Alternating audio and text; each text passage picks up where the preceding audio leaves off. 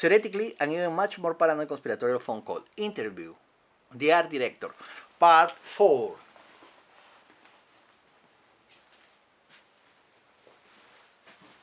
Hi, my name is Jorge Villacorta.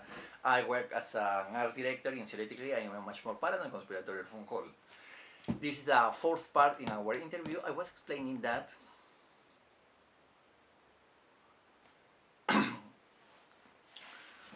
the social layer in the United States that had the economic capital, like cultural capital, was fighting one war against, let's call them, the workers in the Soviet Union and inside the United States.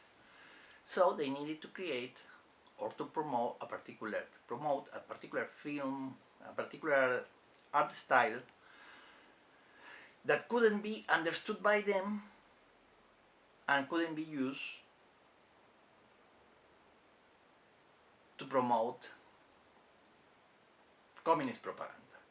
So they would continue being the model of culture and keeping the economic power.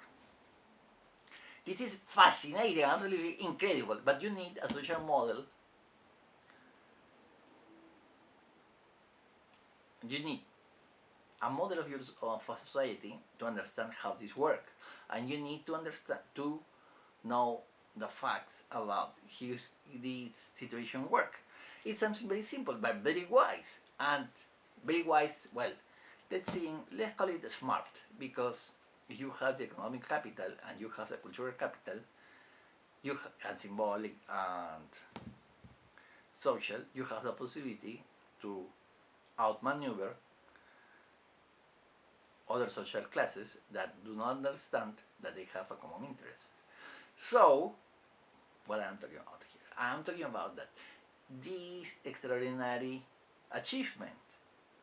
Okay, that's attributed to the CIA. But it's not the Central Intelligence Agency, it's not only the State Department, it's not only the museums of modern art. It is that social layer in the United States that have economic and cultural power. And what they are doing? They are promoting abstract expressionism, that is a production of a layer with less economic capital, but that is trying to differentiate their position from official positions just to keep,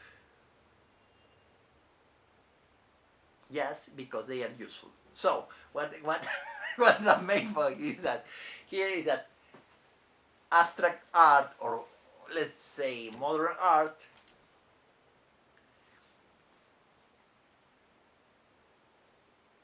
is a particular kind of art created by a social layer that helps other layer with more power to take advantage of lower layers. Yeah, it would mean that that abstraction is not that important. It is important historically only because those who have more power need it to manipulate the other layers. But let's remember anyway that because this is not a figurative art, but figurative wouldn't say what I'm trying to say, because this is not an art that is appealing to common schemes of perception, that it has its own rules, and these rules should be learned, and the people who have time to learn about it are the ones who have cultural capital due to their economic capital. So, or those layers with less economic capital that want to accumulate cultural capital. Yeah, but then it is fascinating because this art that is not based on, let's call it more frequent social schemes of perception is learning particular layers, particular social layers or groups to watch in a different way. That, and even though it may look like counter-revolutionary, from my perspective, because I am located in Peru, where there is an ideological production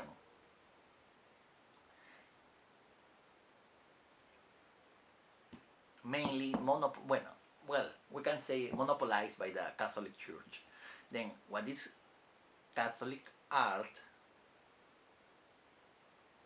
Catholic art is sort of social realism, at least in Latin America, even though it promotes specific discourses. So it's not social realism due to the context of what is represented, but the scheme of perceptions are very similar, at least as shaped, as formed, and they are not showing the society, in fact, but this society idealized.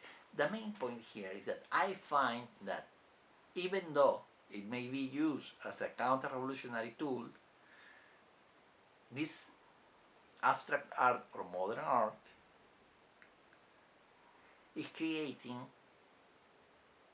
something, is creating a particular art that is based on knowledge, on accumulating knowledge, and what is called in the area of cultural capital, it can be institutionalized. Well, it can be linked to an institution, it can be assimilated by yourself, it can be objectified in books, in pieces of art, paintings, movies, whatever you want. Okay, so there are three main states of the cultural capital: the one that is an object, the one that is an institution, and the one that is carried by the person and that you incarnate because you have devoted time to learn. So, conditioned by my own position, I would say that this art that demands cultural capital, previous cultural capital, to be understood,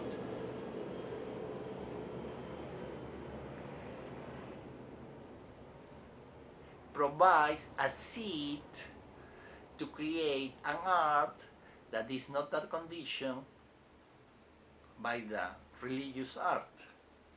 What I find appealing, because it is a bit difficult to create in a place, to create something that you may call your own in a place. Well, obviously, the people who is aligned with the religious art in a place like South America doesn't have a problem, but they don't try to create something new, or they don't try to create something that is outside the ideological boundaries of this religious art.